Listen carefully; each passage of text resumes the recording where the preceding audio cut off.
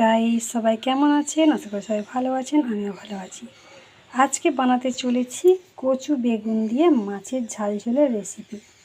তো অনেকেই দেখছি আজকাল কচু খাচ্ছে। তো আমার বাড়ির সামনে যে দোকানটা আছে ওই দোকানে সেরকম কচু নেই, মানে এই দুধ কচুটা ছাড়া দেখলাম অন্য কোনো কচু নেই। তো সবাই কি জানবেন যে এটা কি কচু? এখানে কিন্তু ওই দুধ কচু, আমি যে একটা কচু গাছ লাগিয়েছি না, ওই সেই কচুর কচু। এখানে এটা বলে এরা কি কচু বলে যেন, নামটা ভুলে গেছি, যাই হোক চেম্বো বলে, চেম্বো। তো যাই হোক আমাদের ওখানে এটা কি কচু বলে, যদি কেউ জেনে থাকেন অবশ্যই আমাকে বলবেন কমেন্টের মাধ্যমে। তো এই কচু, বেগুন, ধনেপাতা, পেঁয়াজ, টমেটো, কাঁচা লঙ্কা, আদা, রসুন, এর সাথে মাছ, লঙ্কা গুঁড়ো, হলুদ গুঁড়ো, নুন, যা যা দেবো সবটাই আমি শেয়ার করব। তো চলুন আমি প্রথমে আনাজটা কেটে নিই, কেটে নেওয়ার পর তারপর আপনাদেরকে শেয়ার করব। এই আগামী দিন যে মাছটা ভেজে রেখেছিলাম এর মধ্যে কিছু রূপচাঁদ মাছ আছে এখনও পর্যন্ত। তো এই মাছগুলো আমি একটু কড়াই দিয়ে নেব পরবর্তী সময়। আর এই দিকে দেখুন আমি কেটেছি ধনেপাতা, কাঁচা লঙ্কা, টমেটো, আর কচু, আপনার বেগুন, পেঁয়াজ। তো এইগুলো আমি প্রথমে ভেজে নেব। এদিকে কড়াই আমি তেল দিয়ে দিয়েছি।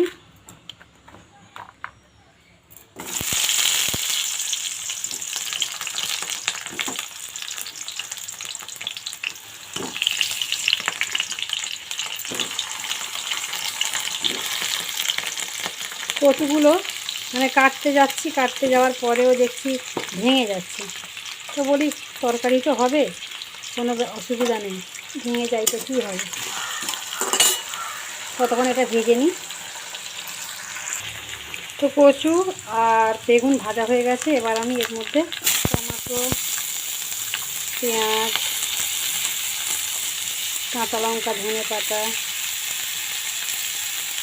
এগুলো সব দিয়ে দেবো। দিয়ে সুন্দর করে নাড়াচাড়া করব, ভাজবো। আর এদিকে আমি লঙ্কার গুঁড়ো, হলুদের গুঁড়ো আর নুন নিয়েছি। এদিকে আদা রসুন গ্রেট করা আছে। সবজিগুলো আমি নাড়াচাড়া করে দিয়েছি, এবার আমি এটাকে ভাজা করে নেবো সুন্দর করে। তো আমি এর মধ্যে আদা রসুনের গ্রেট দিয়ে দেবো।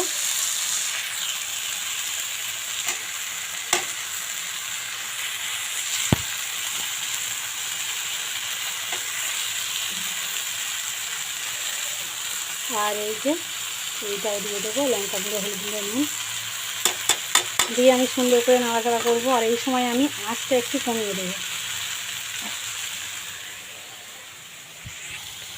আর এই দেখুন সুন্দর করে মশলাটা নাড়াচাড়া করছি, এটা কিন্তু আঁচ কমিয়ে করছি, নইলে মশলাটা জ্বলে যাবে। তো মশলাটা আমার কষানো সম্পূর্ণ হয়েছে, আমি এবার পরিমাণ মতো জল দিয়ে দেবো। তো পরিমাণ মতো আমি জল দিয়ে দিয়েছি। এটা একটু সেদ্ধ করব, তারপর মাছ তুলব। তো মাছগুলো আমি একটা অন্য কড়াই একটু ভেজে নেব। তো একটা আলাদা জায়গায় আমি মাছ কটা একটু ভেজে নিচ্ছি। আর এই মাছের মধ্যেই আমি একটা জায়গা করে পাঁচফোড়ন দিয়ে দেবো, যেহেতু ঝোলটা সম্বরা নেই সেই জন্য একটু সম্বরার জন্য। তো এই যে আমি এখানে ফোড়ন দিয়ে দিয়েছি। এবার আমি এই ফোড়ন, মাছ, এইদিকে যে ঝোলটা বসিয়েছি এর মধ্যে আমি দিয়ে দেবো।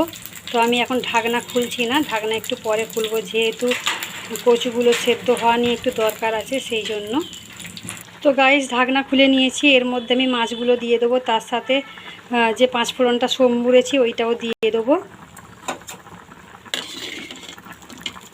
আলু সেদ্ধ হয়ে গেছে, মানে যেটা কচু আর কি। আমি তো এতে কোনো আলু দিইনি, শুধু কচু দিয়ে করছি, কচু বেগুন দিয়ে।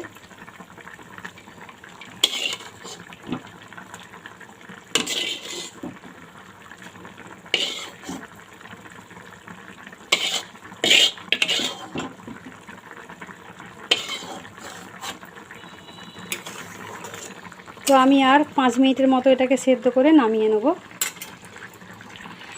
তো গাইস দেখতেই পাচ্ছেন ঝোলটা রেডি হয়ে গেছে। ফোনটা একটু ডিস্টার্ব আছে যার জন্য কালারটা হয়তো সেইভাবে লাগছে না, কিন্তু কালারটা কিন্তু লাল লাল কালার এসেছে। তো চলোর মধ্যে সবাইকে টাটা বাই বাই, সবাই ভালো থাকবেন, সুস্থ থাকবেন, নিজের প্রতি খেয়াল রাখবেন। আবার দেখাবে পরবর্তী সময়।